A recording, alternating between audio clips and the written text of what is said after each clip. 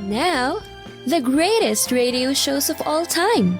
Suspense. The Shadow Node. Washington calling David Harding, counter spy. Classic radio theater. The Great Gildersleeve. Fibber McGee and Molly. Dragnet. Gunsmoke. The Lone Ranger. Now, step back into a time machine with your host, Wyatt Cox. Good evening, friends of the Inner Sanctum. Jackson Beck stars as Detective Philo Vance in an episode entitled The Jackpot Murder Case. A slot or two in this one. S-L-O-T. Get your mind out of the gutter. This was originally broadcast on March 21st, 1950. What a night. Markham, you took the words right out of my thoughts. What a night. Glad you decided to come along with me, Vance. Thanks for asking me. It isn't every private investigator who is taken out on a case by the district attorney. You aren't every private investigator, Vance. Oh, well, thank you, Markham. And right now, I wish I were an Indian guide. Oh? I think this is the spot where I'm supposed to meet Weeping Willie, but I'll have to get out and make sure. Weeping Willie. Gangster nicknames are very descriptive, aren't they? Definitely, only Willie isn't a gangster. He's what the highly literate newspapers refer to as an informer, and the police call a stool pigeon. Oh. He insisted to me on the phone this afternoon that he knows who killed Al Laporte yesterday and would tell me if I met him here alone. You're not very complimentary. We meant I wasn't to bring Sergeant Heath or any policeman for that matter. Uh-huh. I can't tell you why because I don't know. I do know I don't relish going out in this rain. There's supposed to be a shack of some kind out here? So Willie said. I'll use the spotlight on this side of the car. Perhaps I can pick it out. There we are. Not over in that direction. No. Not over. Oh, there it is, Markham. Yep. We're practically parked on the threshold. Right, we'll make a run for it. Ready? Yes, let's go. Come on, Markham. Right you are, Vance.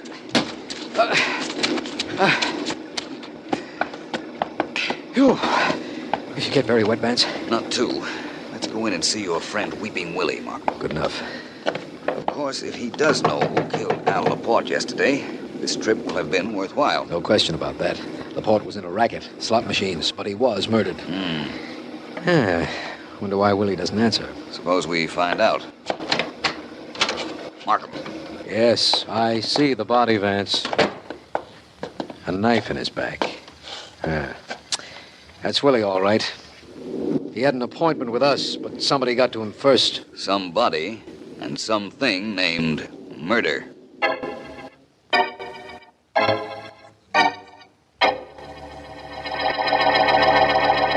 Slug me, Sam. I beg your pardon, boss. I said slug me. Give me a slug. I want to play the slot machine. Oh, well, that's different. I gathered quite a different meaning at first. You and your gathering. If you didn't know so many words, you wouldn't find it so tough to understand the ones I use. Give me a slug. Certainly, sir. Here you are. Uh-huh.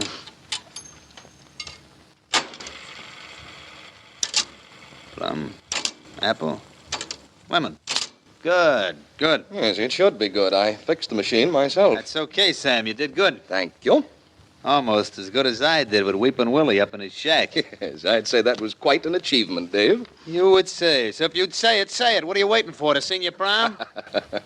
Slug me. You want another slug? You and your education. Yeah, I want another slug. Did I say that plain enough? Yes, Dave, you did. You did. Here you are. But may I ask what you're trying to do? May I ask? May I ask? You asked, didn't you? I'm testing this slot machine. If it works like you say, and if the others are gimmicked as good as this one, we go in business tomorrow. Yep, with no competition and nobody to identify us. No competition because I knocked off Al Laporte yesterday. Number one. And nobody to finger us because I took care of Weeping Willie tonight. Two. You know, you got words, but I got ideas. So? When the cops find that knife in Willie, are they going to be surprised? Give me the slug, will you? How many times do I have to ask? Here you are. Thanks. Well, what's the surprise the police are going to get? I like you. You'll be surprised, too, when you find out. Let's see. Bar. The jackpot. Why, you stupid. Gimmick the machines, did you? Oh, wait a minute. And get up. I didn't hurt you. Just cut you up a little. Go on, get up. Use some of them words of yours to help you. I don't think you should have done that, Dave. Oh, you don't? No. I put 2 slugs in a machine and right away it pays off. How long you think we'd be in business if you don't gimmick it better than that? Now fix this machine. Fix all the machines in the back by tonight. Fix them so they don't pay off better than 10% or I'll fix you. For good.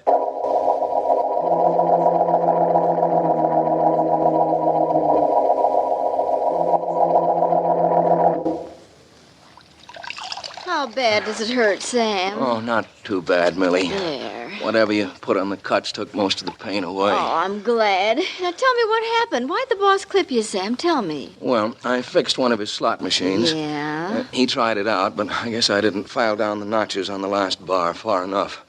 It caught, and the 3 bars came up. Oh, the jackpot. Yes, the boss hit the jackpot and my jaw practically at the same time. Oh. He hits very hard, Millie. That ring he wears doesn't help any. Yes, I know. Dave hits very hard, and that ring he wears cuts. That's why he wears it. But he shouldn't have hit you. Yes, I was thinking that, too. Yeah. Millie, how long have you been with Dave? Been with him? Yeah. Well, that's hard to say. I guess I've hung around him for 10, maybe 15 years. It just seems like always.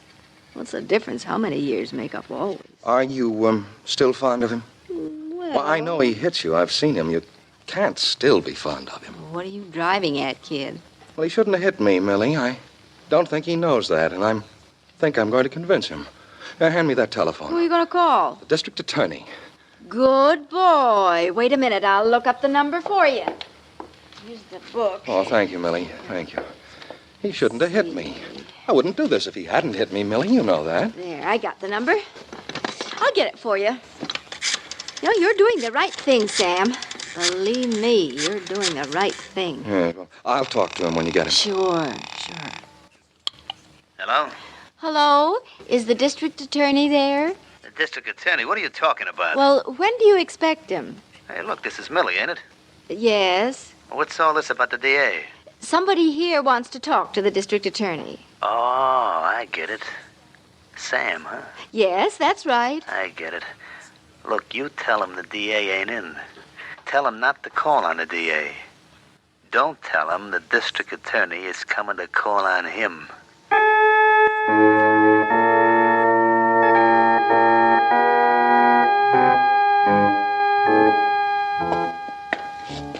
You see, Vance, there are certain cases that are out-and-out police cases, and I think these 2 murders belong in that category. I think I follow you, Markham. Al Laporte was a gangster. He was killed by another gangster. Weeping Willie was about to tell you the name of the killer, and he was murdered to prevent that. Exactly. Carrying this thing a little further, there was a knife in Willie's back. That knife had fingerprints on it. A pretty clear set of fingerprints. They were being checked right now in our files, and in a moment we'll know who held the knife that killed Willie. That suits me fine, if we do, Markham. There's doubt in your mind? There's always doubt in my mind. Allow me to dispel that practically immediately. Hello, Kenton. Oh, hi, D.A. Hello, Vance. Here, come in. After you, Vance. Thank you. Kenton, have you checked the fingerprints we found on the knife that killed Weeping Willie? Yes, D.A., we did. The prints are very clear. You see, Vance, that's the cycle I was telling you about. Mm-hmm. We're sure that Willie knew who killed Al Laporte, was going to tell us who killed Laporte when he was slain. D.A., you're sure that Laporte is dead? Sure. Uh-huh. Well, of course I'm sure. I identified his body myself while I was at the morgue. Just wanted to know, that's all. Why, Kenton? Well, this is going to sound a little silly, but the fingerprints on the knife that killed Weeping Willie belonged to Al Laporte, who had been dead 24 hours at the time Willie was murdered.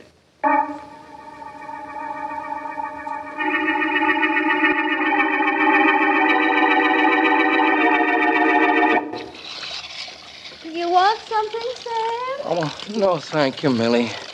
These cuts don't look very pretty, but I'll just dry my face and go out for a walk. Are you sure the district attorney's office said he'd call back when he came in? Well, that's what they told me. Oh, that's a nice tie, Sam. Well, thank you. Oh, it's a little bit loose. Let me fix it. Yeah, certainly. You right ahead. I like to fix ties. Fine. There we are. That's better. Well, thank you, Millie. You're awful polite. I sure wish you were a big shot. I'd like to go for you. Somehow it's only the big shot I can go for, the guy on top. Well, that's not so very unusual. Many people have just... Oh, who's home?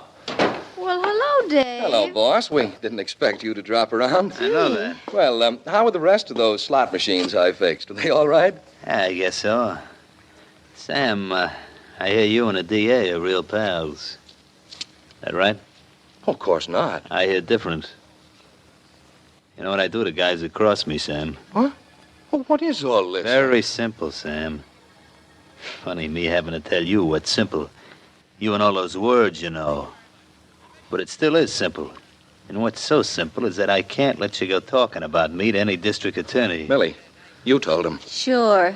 What'd you expect? Now, wait a minute, boss. I wasn't Millie going to... told me, and Millie don't lie to me. No, keep away from me. I was only fooling. I didn't mean to do... You'll never tell anybody anything about me. Ever. Did you kill him, Dave? Did you kill him? Sure. He begged for it, didn't he? He tried to cross me. Nobody crosses me, Millie. Ever. Maybe you should remember that. Oh, don't worry about me, Dave. I'll never cross you as long as you stay on top. I'll be right at your side.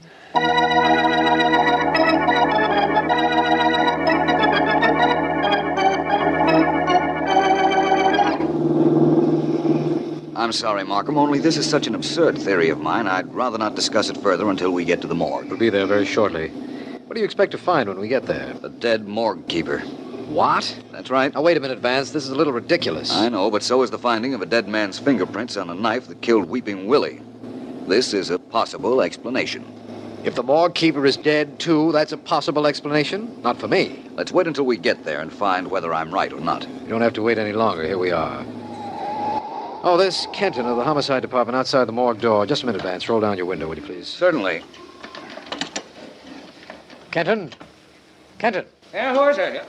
Oh, hello, Vance, Mr. Markham. Hello, Kenton. We just dropped... I see you got the news, huh, D.A.? We've been trying to reach you. Mr. Markham hasn't been in his office. He's been with me. What news are you talking about? We came down to talk to the morgue keeper. You can do that, all right. Well, I'm glad of that. That'd rather explode your theory, Vance, doesn't it? I told you it was a pretty far-fetched idea I had. Yes, I know. The morgue keeper's in there, then, eh, Kenton? Oh, definitely. And it's perfectly all right for you to talk to him. Good. But if he answers you, that's news. He's been murdered. Murdered? He's as dead as any guy we ever had in that joint of his.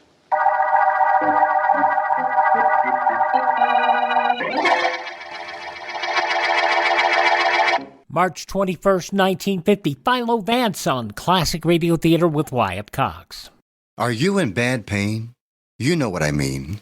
Your knees hurt. Your shoulder hurts. Your elbow and back are constantly killing you. And I'm sure you've tried every pain pill or cream available at the drugstore. Am I right? Well, here's something you haven't tried. Pain Magic. Pain Magic is not available at any drugstore. The only place you can get it is by calling the special toll-free number I'm about to give you. And to make things even better, call right now and find out about our buy one, get one free offer. We're so confident it'll work for you that we offer a free bottle with your purchase. No prescription required. Call now to learn how you can get Pain Magic and get rid of your pain. Remember, your results may vary. 800-492-8164. 800-492-8164. 800-492-8164. That's 800-492-8164. Now on Classic Radio Theater with Wyatt Cox, more of Philo Vance, March 21st, 1950.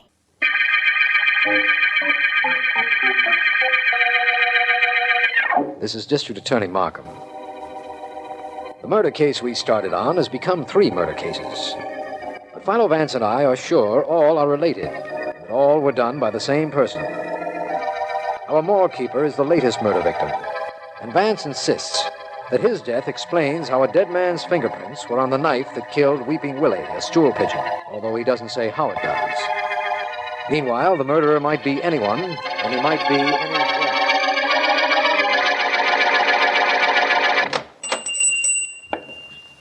How do you do, sir?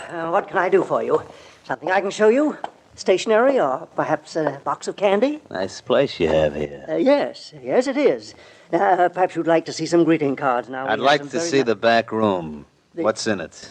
The back room? Yeah, the back room. You're going to have to keep the machines in the back room for a while. I'm afraid I don't know what you're talking about. I'm talking about slot machines. I don't have any... I'm putting 2 slot machines in the back room of your store. But I... They'll bring customers in. They'll keep them here. They play the machine. It pays off 10% of what's put in. But... You and I split the profit. Crooked slot machines. I won't have crooked slot machines in my store. Maybe you'd rather have a crooked nose. Now, I could break yours with one crack. The machines will be moved in this afternoon. But Anything goes wrong with them, there's a card telling where you can phone me so I can send a guy over to fix them. That okay with you? Well, I'm not sure. I don't... You're hurting me. Come on, I ain't got all day. Is it okay with you? Or do I really go to work on you? Now make up your mind. What time this afternoon will the machines be?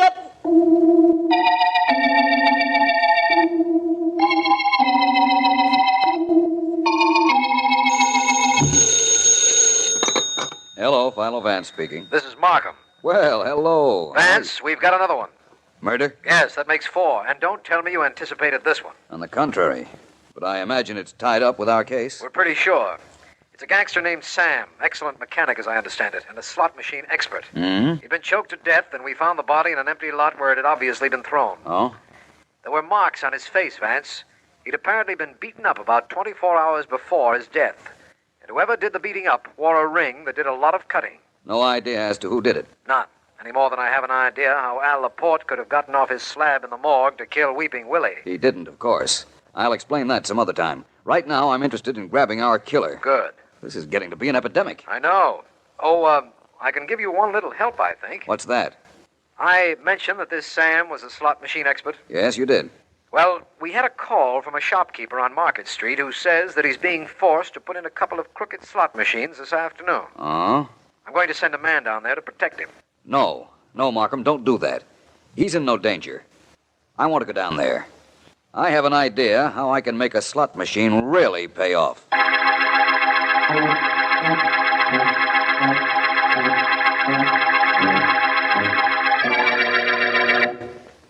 The man will be here any minute, sir.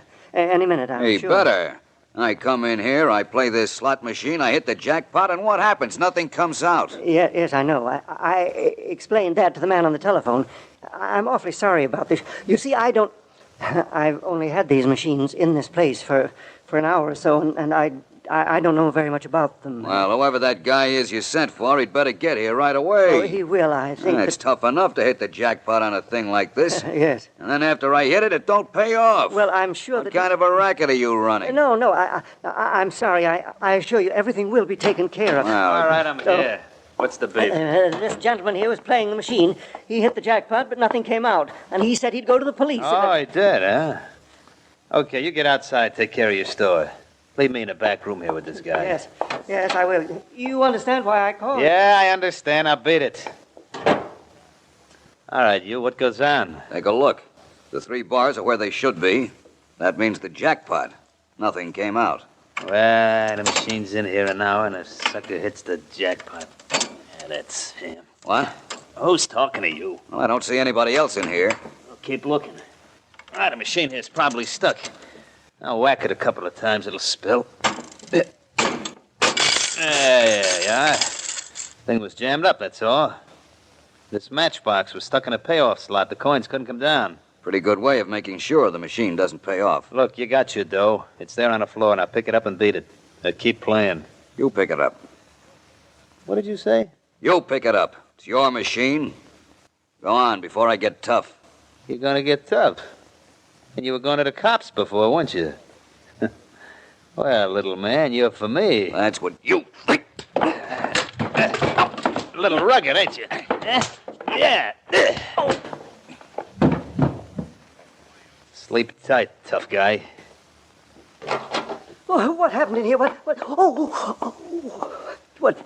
What did you do to that man? I just knocked him around a little. This He'll is be awful. okay. My Drag him custom- out in the street. When he wakes up, he'll get lost. But his face, it's all cut up. Little old Betsy did that. My ring. Girlfriend of mine named Millie gave it to me. This is Now horrible. look, straighten out this room after you bounce that bum out of here. No good to have a joint looking so sloppy. It's bad for business.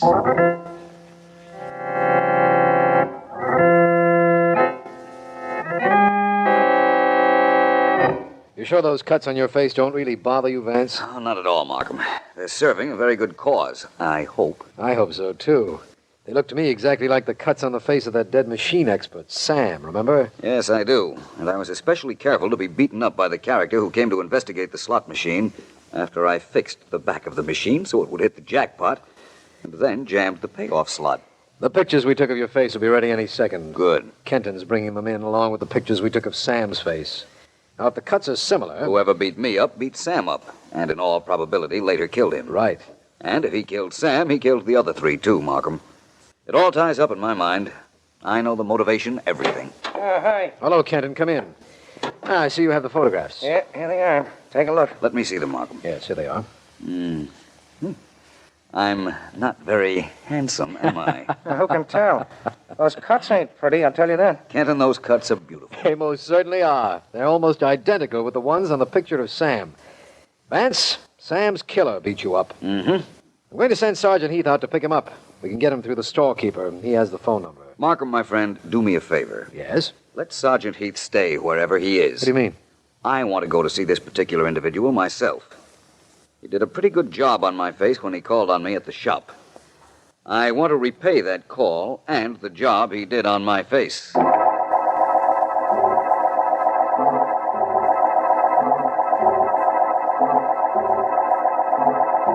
March 21st, 1950, Philo Vance on Classic Radio Theater. The conclusion, along with part 3 of a yours truly Johnny Dollar story, when Classic Radio Theater with Wyatt Cox continues. No offense, but are you a little fat when you look in the mirror?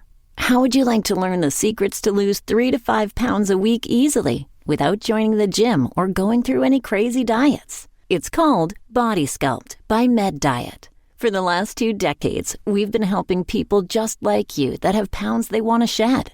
We've helped millions of people lose thousands and thousands of pounds over the years. And now it's your turn. Learn the secrets of how to lose weight with one simple phone call. You'll see an amazing difference in a matter of days. Don't believe us? We'll offer you a money-back guarantee. If you're ready to start losing weight right now, call right now to learn more about your risk-free order to Body Sculpt. Call for your risk-free offer. 800-738-5332. 800-738-5332. 800-738-5332. That's 800-738-5332.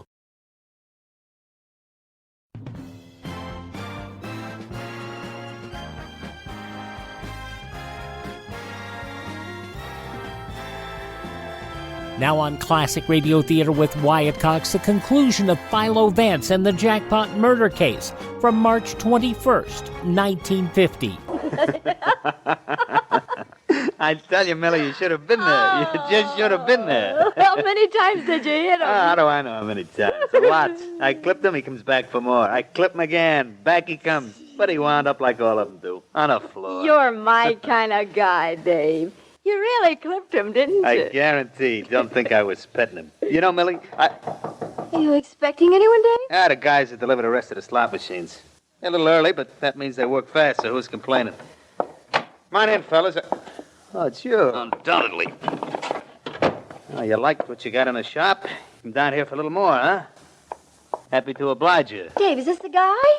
Is this the one? Look at his face, can't you tell? Oh, sure, Dave. I can tell. Now, suppose both of you listen. Great. First of all, I want you to know who I am. Well, does it matter? I think so. My name is Philo Vance. Oh, you're Vance, huh? Sorry I didn't know that back in the shop. I'd have really worked you over. I'm going to give you another chance. Thanks. Well, Dave, be careful of this guy. I am going to... Wait just a moment. I'm going to give you a real reason for taking me apart. Okay, I'll wait. First of all, I know you killed Al Laporte because Al had the slot machine racket sewed up. Listen to the man talk. Then you killed Weeping Willie because he was going to tell the district attorney that you killed Laporte. You did a cute knife trick with Willie, and then had to kill the morgue keeper. Yeah? You had a Confederate named Sam. He was a slot machine expert. You probably had a run-in with him. That's the reason he's dead. You know, Vance, you sound very convincing. If I didn't know better, I'd begin to believe what you're saying. He's accusing you of being a murderer, Dave. You can't do that. You're not going to let him, are you? You can say that again. Please don't. She said it already. Now, friend Dave, what are you waiting for? Nothing. Not a thing.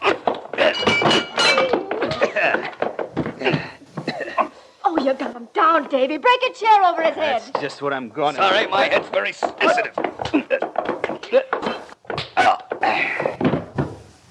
Oh, look at Dave. You knocked him out, Vance. Yes, I imagine I did. Gee, you were right. You figured everything right, and you knocked him out. Nobody ever knocked out Big Dave before. He's had it coming for a long time. You beat him, Vance. Nobody could beat Dave. He beat everybody. I don't understand it. You hurt him. Yes, I imagine so. You said before I was right. You know he killed Laporte and the others. Certainly I know it. I even watched him kill Sam. But you beat Dave. Nobody ever did that before. You'd tell the district attorney about Dave? Sure, I'd tell him. Why shouldn't I tell him? Dave ain't the big man anymore. You're the big man, Vance. You beat him. Sure, I'll tell the DA anything you want. Thank you. I imagine Markham will be very interested in what you have to say. And I'm quite sure he's also going to want to hear how that dead Laporte's fingerprints were on the knife that killed Weeping Willie.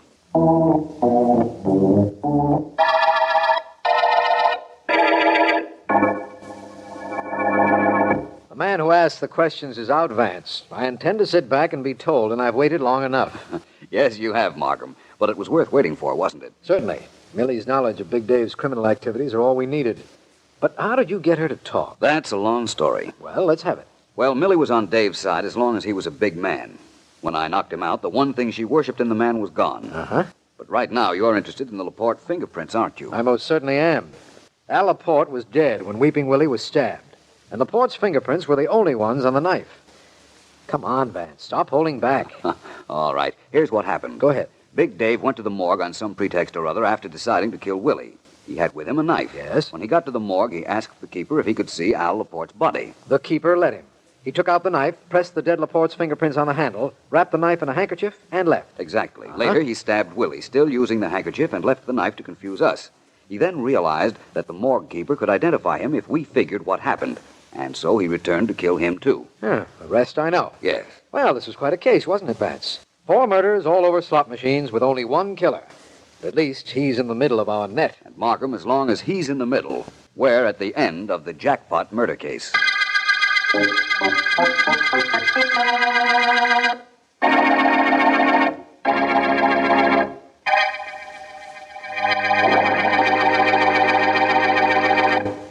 From March 21st, 1950, Philo Vance on Classic Radio Theater with Wyatt Cox. Are you suffering with arthritis or osteoporosis? Do you have diabetes? Did you know that these are just 2 of the hundreds of diseases that have seen improvement with Dr. Wallach's incredible longevity products? You can't get them at a health food store. The only way to get them is to call us at 800-214-0065. That's 800-214-0065. Do you have heart disease, fibromyalgia, or high blood pressure? Do you have a terrible time losing weight? Dr. Wallach can help. He was a veterinarian and cured diseases in animals. He felt that he could do the same for humans, so he became a physician. Over 50 years of research and helping people like you goes into every bottle of Dr. Wallach's amazing discoveries. Do you want to feel better? Learn how to treat the cause of your problem rather than covering up the symptoms with drugs. Call 800-214-0065. That's 800-214-0065. Now on Classic Radio Theater with Wyatt Cox, Part 3 of the 5-part Yours Truly Johnny Dollar story, The Jolly Roger Fraud Matter. This episode originally broadcast March 21st, 1956. From Hollywood, it's time now for... Johnny Dollar. I have your call to the Corazon de Los Angeles Hospital in Tijuana, Mexico. Good, operator. One moment. Hello? Oh, this is Dr. Fernando Hernandez. I'm Johnny Dollar, investigating the wreck of the yacht, the Jolly Roger. The only survivor reported was a cabin boy, and I understand he just died in your hospital. Yes, but under most unusual circumstances, Senor Dollar. That's exactly what I wanted to know. Also, Senor, there are some things he told me earlier that I think you ought to know. Doctor, I'm on my way down there to Tijuana to see you.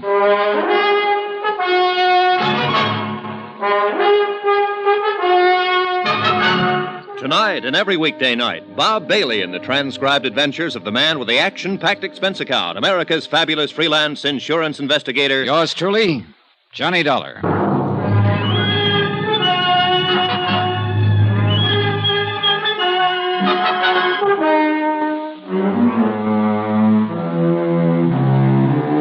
Expense account submitted by Special Investigator Johnny Dollar. Location, San Diego, California.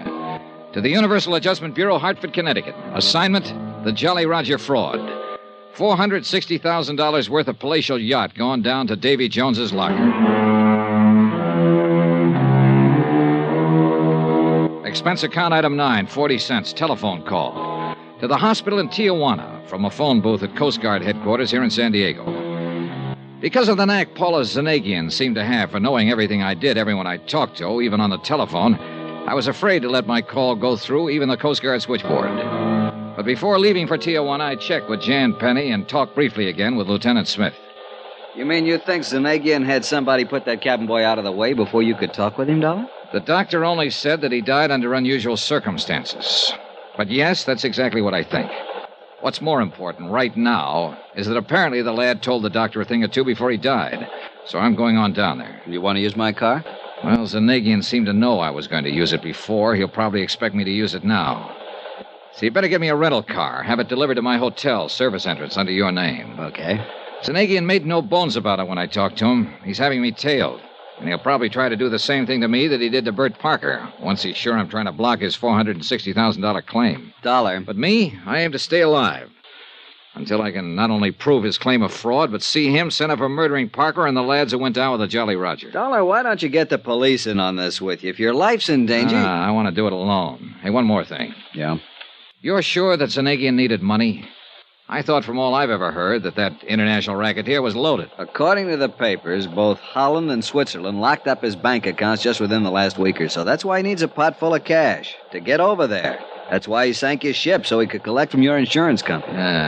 Accident. Some mechanical failure. Is that what he said? Uh-huh. Something to do with the electrical system, to use his own words. But if the cabin boy was the only survivor of the explosion, and he didn't talk to anybody... Except this Dr. Hernandez I'm going to see. Right, then how could Zanagian know what made his yacht burn and sink?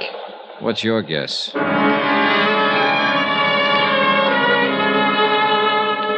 Expense account item 10, $50, deposit on rental car.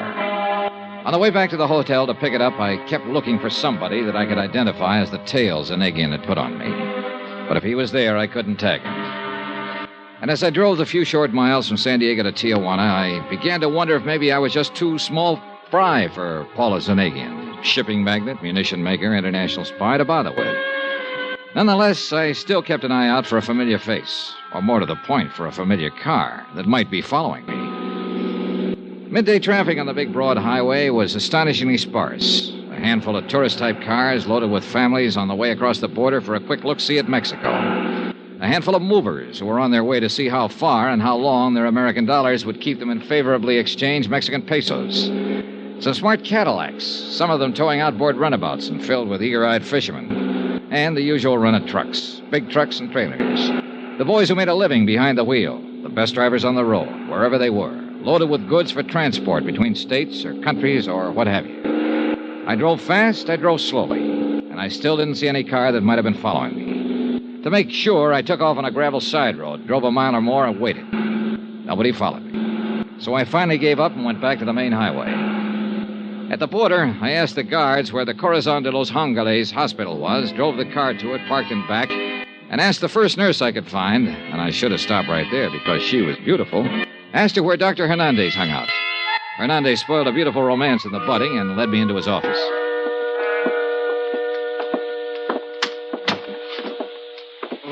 Please do sit down, Senor Dollar. Thanks, Dr. Hernandez. I'm so glad you've come. We here at the hospital, I must confess, were somewhat concerned when the fishermen brought in the poor young cabin boy who survived the wreck of the... what was his name? The Jolly Roger? Yeah, that's right. Zanagian couldn't have picked a better one. So? Jolly Roger's the name of the flag that pirate ships used to fly, skull and crossbones. I suppose you know. See, I know. He was a glorified pirate preying on the whole world. I'm a student of history, senor, modern as well as ancient. In his small, selfish way, I realize that Paula Zanagian has looted the whole world. A dangerous man. You say you were worried when his cabin boy showed up. Because there was a man who called and wished to visit him. Insisted on it. Oh? See, but... Of course, because of his condition, we could not permit it. The explosion of the ship had done a great deal of damage to his small body. When he was brought in here, I could see that immediate surgery was necessary to save his life. Well, go on, Doctor. So I operated. And as I did so, realized that divine providence would permit me to save the life of this poor unfortunate. My operation was a success. But you told me over the phone that he died. We are a poor hospital, and usually we're not able to provide such things. But I appointed a special nurse to look after Doctor, him I'm while sorry. I ordered that man who would not give his name but who insisted on seeing him be kept away. Doctor, you said... However, 2 hours ago, the nurse left him only for a brief moment and only to inform me of the remarkable improvement he'd made. Look, and Doctor... when I entered his room, he was dead. Look, Doctor, I'm sorry if you lost your patient, of course, but you told me over the phone that there was something unusual about his death. That's why I came down here. He would have lived. He would have lived, Senor Zola. Yes, I know. Except that someone got into the room with him during the brief moment he was left alone. Got into him and killed him with this. What is it? A knitting needle? I think so. He would have been well again, Senor, but he was killed. Murdered. Have you told the police about this? See, and they are what you call at a loss. Oh, brother. Well, how do you think I feel? I was going to tell them what I knew about the unfortunate boy when your telephone call came. Then I decided perhaps I'd best talk to you first. Well, just what is it you know about him? It is what he knew about the sinking of the boat. The Jolly Roger. See, thanks to adrenaline and other stimulants I administered even before we began the anesthetic for the operation that saved his life. Only it didn't stay so long. See, he regained consciousness long enough to talk with me. He talked a great deal. Well, Doctor, what did he tell you? My notes. I kept very careful notes in this drawer. And what is it, Doctor? What's the matter? The notes I had, they're gone. Gone? Here. I kept them here because I knew they'd help to solve the crime of the sinking of the ship. Well, what did this boy tell you? Notes or no notes, Doctor? You must remember something of what he told you. Well, see, yes. Well, what? That he'd seen a strange device taken aboard the ship. He was young and curious, as all boys are. Yeah? That only the captain of the vessel had handled it, had taken it to the engine room. That he had inquired about it and been told to mind his own affairs. Well, what kind of a device was it? Did he tell you? Like a clock, he said. A clock on a large box, like an alarm clock. It was set for 2:35. 2:30? He hold everything. That was the time the Coast Guard patrol plane saw the explosion. I knew that. All right, go on, Doctor. That, Senor Dollar, is all. Well, I don't know about you, but it sounds to me like Zanegian or one of his men or both planted a time bomb in the engine room of that yacht. See? No. Now, wait a minute. Yes? If the captain knew about it... Hey, look, Doctor, the U.S. Coast Guard reported that the only survivor was this cabin boy. Now, surely the captain wouldn't have let himself get blown up. No, he would not, except for one thing. Yeah? And I tell you only what I know from the cabin boy. Oh, yeah, what's that? This trip was a test. Before the ship, the yacht, was to go on a long trip. It had many new devices on it. Uh-huh. A large, tall mast for what you call a radar. Yeah, go on.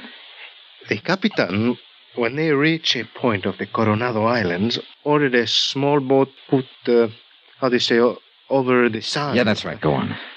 But in doing so, the radar mast, fell down, and the captain was struck by it. Therefore... Doctor, now listen carefully. Tell no one you've talked to me. Tell your local police, if you like, what you learned from the cabin boy. Report it to your Coast Guard or whatever you have to do down here in Mexico. But don't, under any circumstances, let anyone know you've talked to me. I do not understand, senor. You wonder where your notes on the cabin boy are? Well, if you ask me, Zanegian is looking them over right now. Impossible. Nothing is impossible with a guy like him. Now, what I'm getting at is this.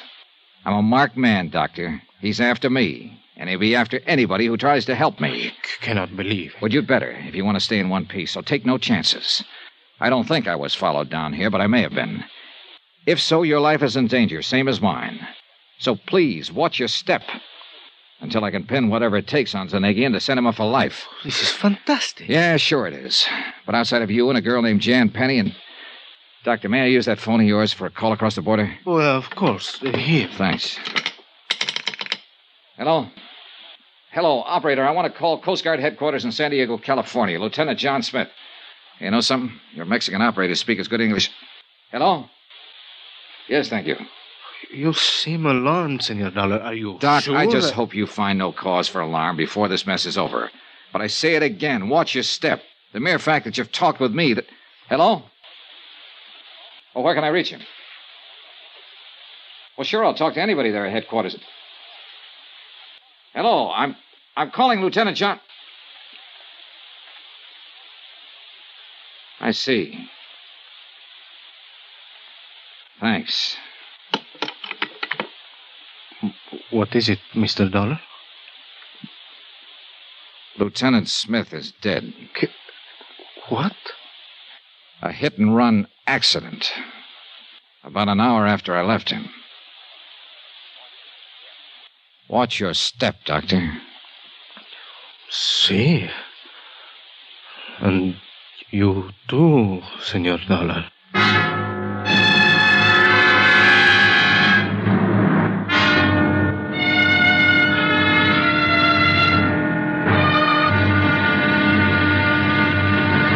Now, here's our star to tell you about tomorrow's intriguing episode of this week's story. Tomorrow, some real help from two close friends. You know, close enough to kill. Join us, won't you? Yours truly, Johnny Dollar.